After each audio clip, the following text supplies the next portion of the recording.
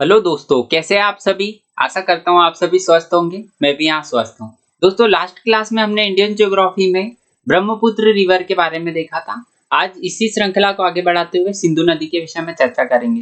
दोस्तों, सिंधु नदी से सबसे पहला प्रश्न बनता है कि इसका उद्गम कहाँ से होता है। तो दोस्तों, इसका उद्गम होता है चेमायुंगडुंग ग्लेशियर से। चेमायुंगडुंग ग्लेशियर से दो और प्रमुख नदियों का भी उद्गम होता है, जिसमें से एक कल लास्ट क्लास में हमने चर्चा करी थी, ब्रह्मपुत्र नदी का उद्गम होता है, जिसे तिब्बत में सांगपो कहते हैं। ये चेमायुंगडुंग ग्लेशियर जो है दोस्तों, इसकी लोकेशन कहाँ पर है? तिब्बत में है। याद रखिए आप। अब तिब्बत से निकल रही कौन कौन सी नदियां? चेमायुंगडुंग ग्लेशियर से निकल रही है तीन नदियां, सिंधु नदी, सतलज नदी और ब्रह्मपुत्र नदी। आज हम चर्चा करेंगे सिंधु नदी के विषय में। सिंधु नदी की ही सहायक नदी है सतलज नदी भी, जो कि यहीं से निकल रही है दोस्तों। सिंधु नदी सबसे पहले निकली चेमायुंगडुंग ग्लेशियर से और तिब्बत में प्रवाहित होते हुए ये भारत में प्रवेश करती है। कहां से? दमचौक से दोस्तों। दमचौक से प्रवेश करने के बाद में ये भारत में प्रवेश करती है और ये दो पर्वत श्रेणियों के बीच से प्रवाहित होती है। दो कौन कौन सी पर्वत श्रेणियां हैं दोस्तों? मैंने पिछले कुछ लेक्चर्स में आपको पर्वत श्रेणियों के विषय में भी चर्चा कराई है, जिसमें सबसे ऊपरी ये जो पर्वत श्रेणियां हैं, यह ट्रांस हिमालय की पर्वत श्रेणियां, जिसमें आती है काराकोरम, लद्दाख और जांस्कर श्रेणी। तो दोस्तों, आप देख सकते हो यहाँ पर ये जो दो पर्वत श्रेणियां हैं, जिसमें कि लद्दाख, ये हो गई लद्दाख और ये हो गई जांस्कर। लद्दाख और जांस्कर के बीच में से प्रवाहित हो रही कौन सी नदी? सिंधु नदी दोस्तों। तो ये यदि प्रश्न पूछा जाए कि सिंधु नदी किन दो पर्वत श्रेणियों के बीच से प्रवाहित होती है, तो इसका उत्तर हो जाएगा लद्दाख और जांस्कर के बीच से। इसके बाद में ये प्रवाहित होते हुए पीओके में प्रवेश कर गई दोस्तों। ये जो है पीओके है दोस्तों, अर्थात पाकिस्तान अधिकृत कश्मीर, जिस पर पाकिस्तान ने अनाधिकृत रूप से कब्जा कर रखा है दोस्तों। तो ये प्रवेश हो गया कहां पर? पीओके में। पीओके तक आ गए हम। पीओके के बाद में दोस्तों ये चली जाती है पाकिस्तान में, और पाकिस्तान में प्रवाहित होते हुए ये इसका अंत होता है अरब सागर में दोस्तों। ये आपको दिखा दूं, ये रहा हमारा अरब सागर। तो अरब सागर में सिंधु नदी का अंत हो जाता है। अब बात हो रही सिंधु नदी की। सिंधु नदी की बात करेंगे तो यहाँ पर हम सिंधु नदी की प्रमुख सहायक नदियों के विषय में भी चर्चा करेंगे। तो इसकी दो तरफ से इसकी दिशा बता दूं, ये हो रही है पूर्व दिशा है। ये पूर्व से पश्चिम की ओर प्रवाहित हो रही है दोस्तों। अब पूर्व से पश्चिम की ओर प्रवाहित हो रही है, तो इसमें मिलने वाली प्रमुख सहायक नदियां कौन कौन सी हो जाएगी? एक तो हो जाएगी दाई ओर से मिलने वाली प्रमुख सहायक नदियां, इस नदी के दाई ओर से मिलने वाली, और इसी नदी के बाई ओर से मिलने वाली प्रमुख सहायक नदियां। तो दाई ओर से मिलने वाली प्रमुख सहायक नदियां कौन कौन सी हो जाएगी दोस्तों? सबसे पहले हम बात करेंगे इसमें श्योक नदी की, ये रही श्योक नदी। इसके बाद करेंगे नुब्रा की, गिलगिट की। इसके बाद बात करेंगे स्वात नदी की, कुनार की, काबुल नदी की, गोमल नदी की, जिसकी प्रमुख सहायक नदी होगी कुंडार और झोब नदी दोस्तों। ये तो हो गई पूरी दाई ओर से मिलने वाली सिंधु की प्रमुख सहायक नदियां। इसके बाद हम बात करेंगे बाई ओर से मिलने वाली सिंधु की प्रमुख सहायक नदियां। दोस्तों, ये ही हमारे लिए सबसे इंपॉर्टेंट है, क्योंकि ये जो बाई ओर से मिलती है सिंधु में नदियां, ये हमारे भारत में भी प्रवाहित होती, जिसमें प्रमुख है झेलम, चेनाब, रावी, व्यास, सतलज। और साथ ही साथ ये सारी की सारी नदियां कहां पर मिलती है सिंधु में? ये मिलती है पाकिस्तान में दोस्तों। तो एक एक करके हम सभी नदियों के विषय में चर्चा करेंगे। सबसे पहले हम देखते हैं बाई ओर से सिंधु में मिलने वाली प्रमुख सहायक नदियां। बाई ओर की प्रमुख सहायक नदियों में दोस्तों ये रही हमारी सिंधु नदी, इसे आप ना भूलिए, ये सिंधु नदी होगी। अब इसके बाई ओर की प्रमुख सहायक नदियों में मैंने बताया झेलम, चेनाब, रावी, व्यास, सतलज, ये सारी की सारी बाई ओर से मिलने वाली प्रमुख सहायक नदी है। तो सबसे पहले हम देखते हैं झेलम नदी। दोस्तों, झेलम नदी का उद्गम कहाँ से होता है? तो ये होता है वेरीनाग या शेषनाग झील से। और दोस्तों, झेलम नदी के किनारे स्थित एक शहर है जिसका नाम है श्रीनगर। तो ये भी याद रखिए, ये क्वेश्चन बनता है कि झेलम नदी के श्रीनगर किस नदी के किनारे है? तो ये झेलम नदी के किनारे। झेलम नदी का उद्गम कहां से हो गया? वेरीनाग या शेषनाग झील से। शेषनाग झील से उद्गम होने के बाद में ये श्रीनगर के पास से होते हुए वुलर झील से भी गुजरती है दोस्तों, और वुलर झील से गुजरने के बाद में ये चली जाती है झुंग में, और झुंग में मिल जाती है ये किस नदी से? चेनाब नदी से दोस्तों। चेनाब झेलम की प्रमुख सहायक नदी में से एक है। अगली बात करते हैं चेनाब नदी की। तो चेनाब नदी का उद्गम कहाँ से होता है दोस्तों? सबसे पहले मैं बता दूं आपको, ये यहाँ पर आपको अच्छे से बता देता हूँ, स्टेट्स की लोकेशन बता दूं तो सबसे पहले ये हो गया जम्मू कश्मीर, दूसरा ये हो गया लद्दाख, इसके बाद में आता है यहां पर हो गया दोस्तों ये वाला हिमाचल प्रदेश, ये हो गया जम्मू कश्मीर, ये हो गया लद्दाख, और ये हो गया हमारा पंजाब। पंजाब में एक स्थान है हरिके, अभी आगे डिस्कस करेंगे जिससे हम। इसके बाद होता है हरियाणा, और इसके बाद यहाँ पर हम बात करते हैं उत्तराखंड की। तो इसमें सबसे प्रमुख जो है वो है हमारा हिमाचल प्रदेश। दोस्तों हिमाचल प्रदेश में 3 प्रमुख दर्रे हैं। एक तो हो गया शिवकिला दर्रा, ये हो गया शिवकिला दर्रा। इसके बाद बात करते हैं रोहतांग दर्रे की, ये रोहतांग दर्रा हो गया, और एक बड़ा लाचला दर्रा। तीनों दर्रे बहुत ही प्रमुख है, 3 दर्रे से 3 प्रमुख नदियां बहती है दोस्तों। सबसे पहले बात करते हैं बड़ा लाचला दर्रे की। तो बड़ा लाचला दर्रे से 2 नदियां निकलती है, एक चंद्रा और एक भागा। ये दोनों मिलती है कहां पर? तंडी में। ये तांडी या तंडी कहते हैं। तंडी में चंद्रा और भागा मिलके क्या कहलाती है दोस्तों? चेनाब कहलाती है। और यही चेनाब जाके मिलती है किसमें? झेलम में, अर्थात झेलम मिलती है चेनाब में। ये प्रमुख सहायक नदी है किसकी? सिंधु की। तो चेनाब में मिल जा रही है यहाँ पर, कहां पर? झुंग में झेलम नदी। तो दोस्तों सबसे पहले मैंने आपको बता दिया, पहले तो झेलम निकली कहां से? वेरीनाग झील से, और झुंग तक पहुंच गई। इसके बाद में चेनाब नदी उद्गम कहां से हुआ? चंद्रा और भागा कहां से?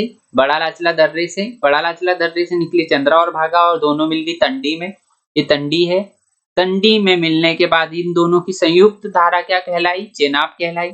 चेनाब नदी आगे चल के झुंग में झेलम से मिल गई। दोस्तों इसके बाद बात करते हैं हम रावी नदी की।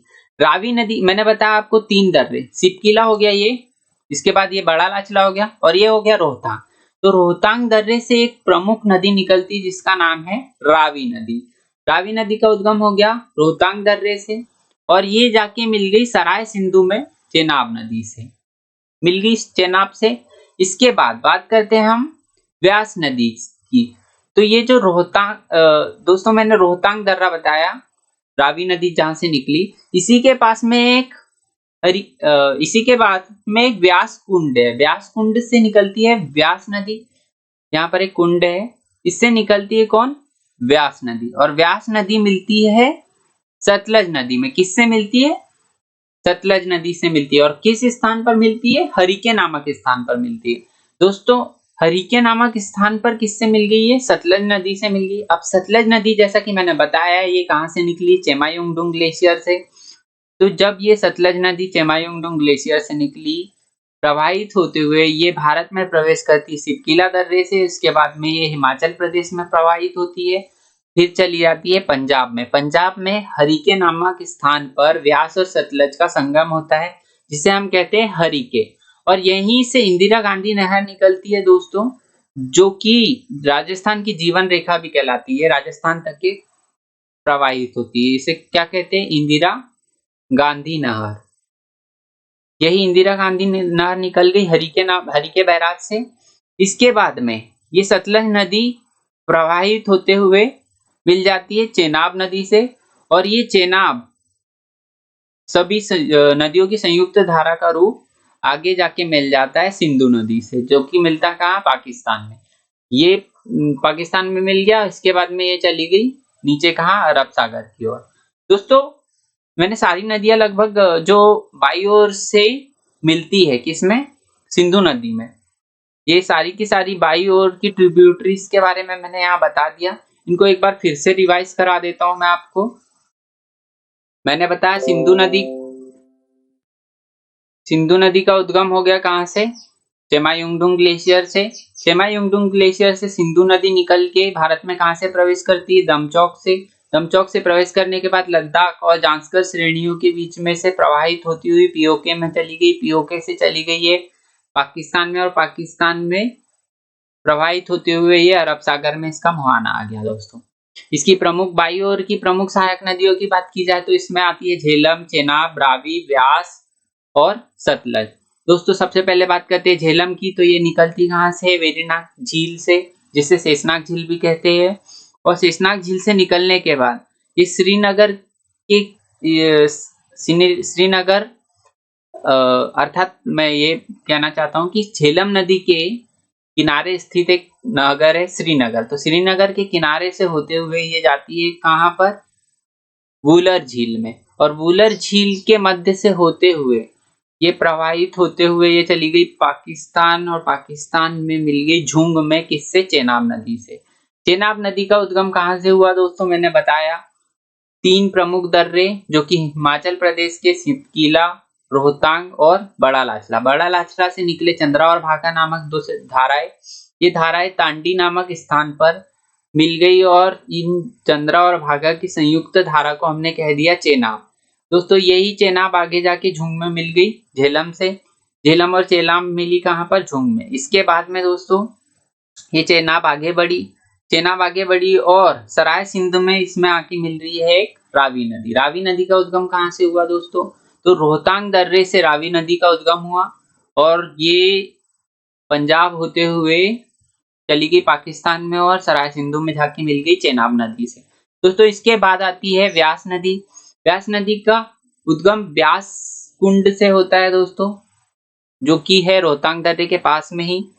और ये व्यास नदी पंजाब के हरिके नामक स्थान पर मिल जाती है सतलुज नदी से। दोस्तों सतलुज नदी के बारे में मैंने बताया आपको कि चेमायुंगडुंग ग्लेशियर से सतलुज नदी का उद्गम हुआ।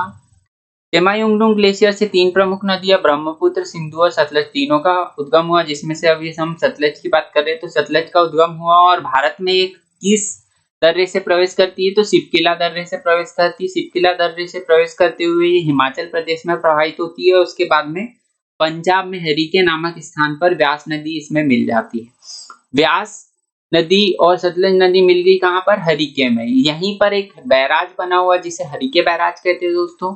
इस हरिके बैराज से एक इंदिरा गांधी नहर निकली है, जो कि गई है कहाँ पर दोस्तों? राजस्थान में। और राजस्थान की इसे जीवन रेखा भी कहते हैं, किसे? इंदिरा गांधी नहर को। इसके बाद ये सतलज नदी चली गई दोस्तों कहाँ पर? पाकिस्तान में। और पाकिस्तान में जाके ये चेनाब नदी में मिल गई।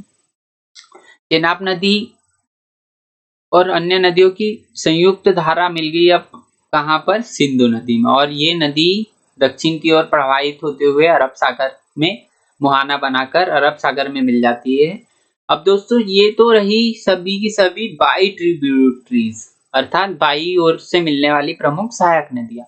अब हम बात करेंगे दाई ओर से मिलने वाली प्रमुख सहायक नदियों की। दाई ओर की प्रमुख सहायक नदियों की बात करें तो सबसे पहले दोस्तों रीमो ग्लेशियर। ये सियाचिन ग्लेशियर के पास में रीमो ग्लेशियर है, जो कि लद्दाख में है। यहाँ से निकलती है श्योक नदी और ये मिलती है दाई ओर से किसमें? सिंधु नदी में। दोस्तों यहीं पर एक सियाचिन ग्लेशियर भी है। सियाचिन ग्लेशियर से निकलती है नुब्रा नदी। नुब्रा नदी निकली, जो कि श्योक नदी की सहायक नदी है दोस्तों। ये जाके मिल गई किसमें? पीओके में जाके मिल गई सिंधु नदी से। इसके बाद एक संदूर लेक है दोस्तों। संदूर लेक से निकलती है गिलगिट नदी, और गिलगिट नदी भी मिल जाती पीओके में जाके किससे? सिंधु नदी से। इसके बाद आगे बढ़ते हैं दोस्तों, तो स्वात घाटी, ये एक प्रमुख घाटी है। यहाँ पर से दो नदियां निकलती है, एक स्वात नदी और एक कुनार नदी। दोस्तों ये स्वात नदी जो है ये मिलती है काबुल नदी में, और उसके बाद में कुनार नदी भी मिलती है कहाँ पर दोस्तों? काबुल में।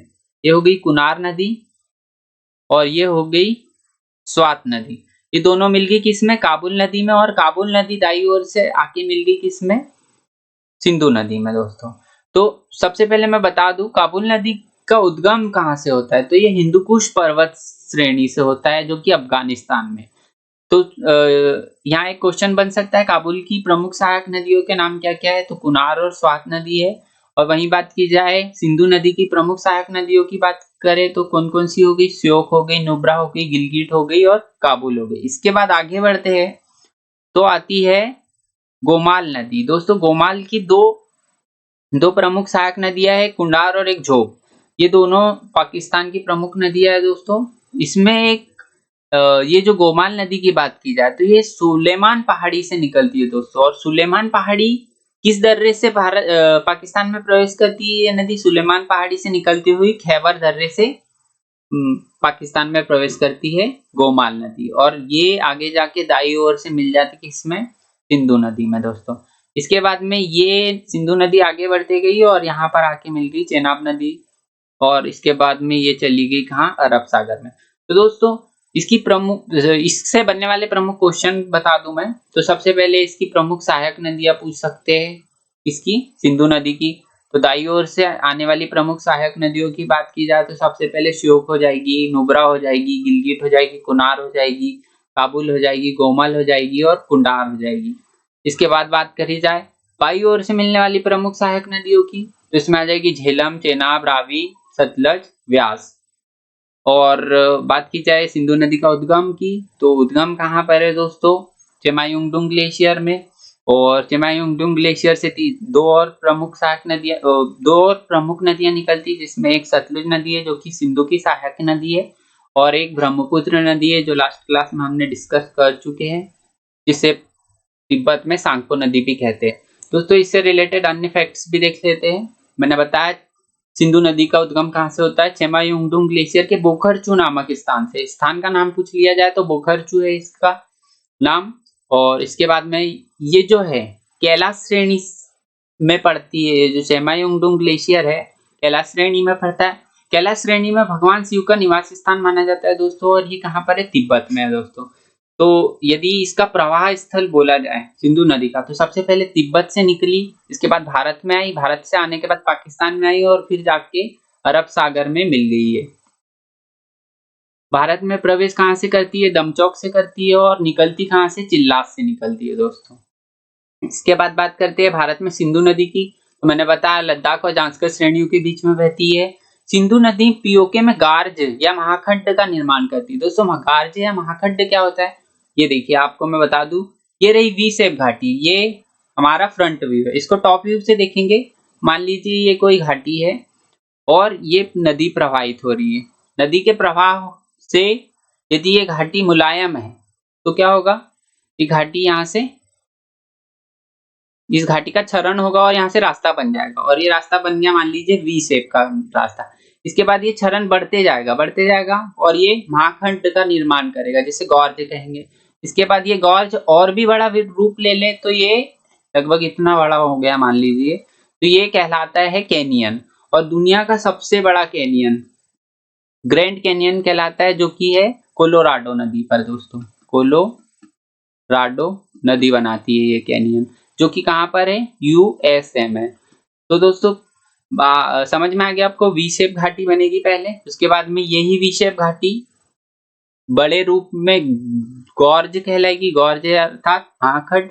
इसके बाद में ये बड़ा रूप ले ले यदि गॉर्ज, तो कैनियन कहलाता है। सिंधु नदी पाकिस्तान में बात करें तो पाकिस्तान के अटक, मितनकोट और कराची तीन प्रमुख स्थान है यहाँ के। अटक में धरातल पर बहती है दोस्तों, अर्थात पहाड़ी वगैरह में नहीं बहेगी, धरातल अर्थात मैदानी क्षेत्र में बहेगी।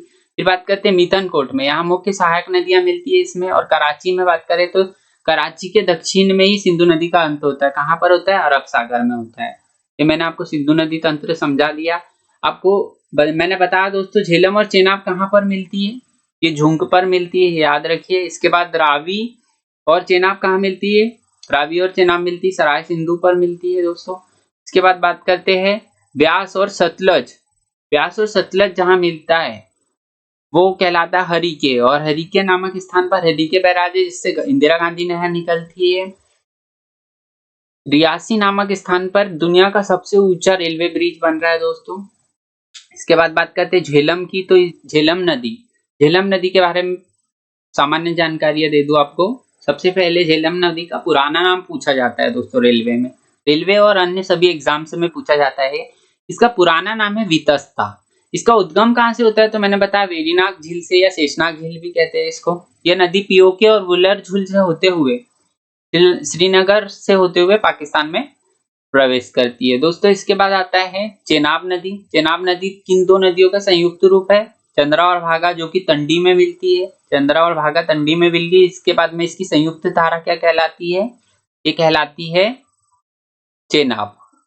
और दोस्तों ये जो चंद्रा और भागा नामक दो नदियां है या दो जल स्रोत है, ये दोनों बड़ा लाचला दर्रे से निकलते हैं दोस्तों।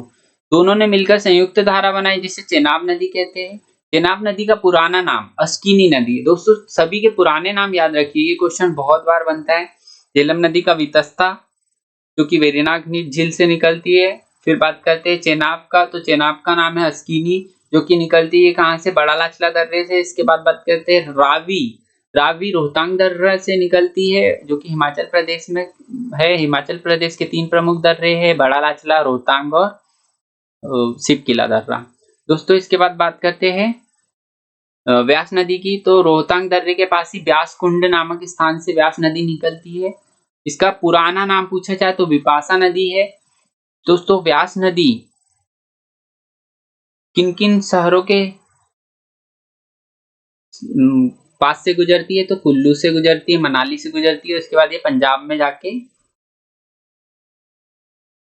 सतलुज नदी से मिल जाती है। दोस्तों व्यास और सतलुज जहां मिलती है वो स्थान कहलाता है हरिके नामक स्थान, और हरिके स्थान पर हरिके बैराज बना है और हरिके बैराज से ही निकलती है इंदिरा गांधी नहर। दोस्तों सतलुज नदी की बात की जाए तो सतलुज नदी सतुद्री नदी के नाम से भी जानी जाती है, इसका पुराना नाम है।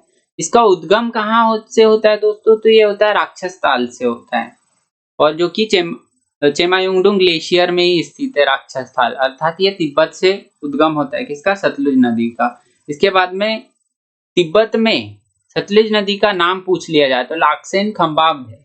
इसके बाद बात करते हैं राइट ट्रिब्यूटरीज की, अर्थात सिंधु नदी की दाई ओर की सहायक नदियों की, तो श्योक नदी मिलती है सबसे पहले।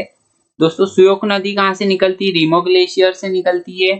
सियाचिन की जीभ भी कहा जाता है दोस्तों इसे, ऐसा क्यों कहा जाता है? ये रहा सियाचिन, इसके बाद में रीमो ग्लेशियर, तो ये लगभग जीभ की तरह दिखते हैं, इसलिए सियाचिन की जीभ कहते हैं रीमो ग्लेशियर को। यहाँ से निकल गई श्योक नदी, श्योक नदी की प्रमुख सहायक नदी हो गई नुब्रा नदी जो कि सियाचिन ग्लेशियर से निकलती है। दोस्तों मैंने बताया था ट्रांस हिमालय की प्रमुख जो चोटी श्रेणियां हैं इसमें है काराकोरम, लद्दाख, जांस्कर। तो काराकोरम और लद्दाख के बीच से श्योक नदी प्रवाहित होती है दोस्तों। इसके बाद बात करते हैं गिलगिट नदी की, तो ये संदूर झील से निकलती है। काबुल नदी की बात करें तो इसका उद्गम कहाँ से होता है? हिंदुकुश पर्वत से होता है। अफगानिस्तान में और पाकिस्तान में कितना भाग है इसका? तो 560 किलोमीटर अफगानिस्तान में बहती है और पाकिस्तान में 140 किलोमीटर बहती है। सिंधु की सहायक नदी है जो कि दाई ओर से मिलती है। इसके बाद बात करते हैं काबुल नदी की प्रमुख सहायक नदियों की, तो कुनार नदी और स्वात नदी। कुनार काबुल की सहायक है, काबुल की सहायक है स्वात नदी। दोस्तों स्वात नदी कहाँ पर है? स्वात नदी घाटी से निकलती। स्वात नदी घाटी के विषय में एक बहुत ही इंपॉर्टेंट फैक्ट है, पाकिस्तान का स्वर्ग कहलाता है स्वात नदी घाटी, और इसका जो पानी है दोस्तों स्वात नदी का, ये गेहूं और गन्ना के उत्पादन में बहुत ही महत्वपूर्ण है। और ये जो स्वात नदी घाटी है यहाँ पर गेहूं गन्ने की बहुत ज्यादा फसलें मतलब इसकी ग्रोथ बहुत अच्छी होती है, और यहाँ पर इसी कारणवश इसे पाकिस्तान का स्वर्ग भी कहते हैं। इसके बाद बात करते हैं गोमल नदी की, तो खैबर दर्रे से होकर पाकिस्तान में प्रवेश करती है। अफगानिस्तान से होते हुए आती है कहाँ पर? पाकिस्तान में खैबर दर्रे से प्रवेश करती है। इसकी प्रमुख सहायक नदियों की बात की जाए तो कुंडार और झोब है। दोस्तों अफगानिस्तान हो गया और पाकिस्तान हो गया, पाकिस्तान और अफगानिस्तान, ये रहा अफगानिस्तान AFG और ये हो गया PAK। दोस्तों यहाँ पर 3 प्रमुख दर्रे हैं जिसमें से है एक खैबर दर्रा, दूसरा बोलर दर्रा और तीसरा गोमल। खैबर, बोलन और गोमल। तो इनमें से खैबर दर्रे से कौन सी नदी प्रवेश करती है? गोमाल नदी प्रवेश करती है। कहाँ पर? अफगानिस्तान से होते हुए पाकिस्तान में प्रवेश करती है। और गोमाल नदी की प्रमुख सहायक नदियां कौन सी है? कुंडार और झोब। दोस्तों जनरली इतना डीपली नहीं पूछा जाएगा, लेकिन ये गोमाल नदी हो गया और ये सारी स्वात नदी, कुनार नदी, काबुल नदी, गिलगिट नदी, इनके नाम भर याद रखिए और ये याद रखिए कि ये सिंधु नदी की प्रमुख सहायक नदियां है। इसके बाद बात करते हैं दोस्तों हाँ मैंने आपको बता दिया सिंधु नदी की प्रमुख सहायक नदियां दाई ओर से मिलने वाली तो कौन सी होगी? श्योक होगी, श्योक की ही नुब्रा है सहायक नदी। इसके बाद गिलगित हो गई, इसके बाद आती है काबुल नदी की सहायक नदियां हो गई कुनार और स्वात। इसके बाद आती है गोमल नदी, इसकी प्रमुख सहायक नदी कौन सी? कुंडार और झोंक हो गई। इसके बाद में दोस्तों बात करते हैं दोआब की। दोआब मैंने बताया था कि दो नदियों के बीच में, मान लीजिए एक नदी ये है, दूसरी नदी ये है, इनके बीच का ये जो क्षेत्र है ये दोआब कहलाता है। दोआब कहला गया दोस्तों। दोआब बहुत ही उर्वरता इसकी जो होती है दोआब क्षेत्र की बहुत ज्यादा होती है। ऐसा क्यों होता है दोस्तों? यहाँ एग्जाम्पल बता दूं मैं आपको। एक हो गई गंगा नदी और दूसरी हो गई यमुना नदी। इन दोनों के बीच का जो क्षेत्र है ये बहुत ही ज्यादा उर्वरता वाला होता है, अर्थात फर्टाइल एरिया कहलाता है। ऐसा क्यों होता है दोस्तों? ये जो नदियां होती है ये अपने साथ सेडिमेंट्स अर्थात अवसादों को बहाकर लाती है। जब नदियों में बाढ़ आती है तो ये अवसाद यहाँ जमा हो जाते हैं, कहाँ? इन दोनों नदियों के बीच के क्षेत्र में, और ये निर्माण करते हैं फर्टाइल एरियाज का। तो दोस्तों जब भी किन्हीं दो नदियों के बीच के क्षेत्र की बात की जाए तो वो फर्टाइल एरिया होता है, और इस क्षेत्र के लिए पूर्व में इतिहास में भी झगड़े होते आए हैं और वर्तमान में भी होते रहे हैं विभिन्न राज्यों के बीच में। दोस्तों यहाँ मैं बात करूंगा दोआब क्षेत्र की। तो सिंधु नदी और उसकी प्रमुख सहायक नदियों के बीच के दोआब क्षेत्र को क्या किन किन नामों से जाना जाता है? ये रेलवे और अन्य एग्जाम्स में पूछा जाता है दोस्तों। तो सिंधु और झेलम के बीच का जो दोआब क्षेत्र है वो सिंधु सागर कहलाता है। झेलम और चेनाब के बीच का चल दोआब कहलाता है। चेनाब और रावी के बीच रचना दोआब कहलाता है। रावी और व्यास के बीच बारी दोआब कहलाता है दोस्तों। और व्यास और सतलज के बीच बिष्ट दोआब कहलाता है। सिंचाई व्यवस्था अच्छी होती है यहाँ पर दोआब क्षेत्र में। सिंचाई व्यवस्था अच्छी होती है क्योंकि दोनों ओर नदियां प्रवाहित हो रही है, तो इसी के कारण हरित क्रांति की शुरुआत इसी क्षेत्र से करते हैं दोस्तों। यहाँ रासायनिक उर्वरकों का बहुत ज्यादा प्रयोग हो रहा है, इसी कारण इनकी उर्वरता लगातार गिरते जा रही है।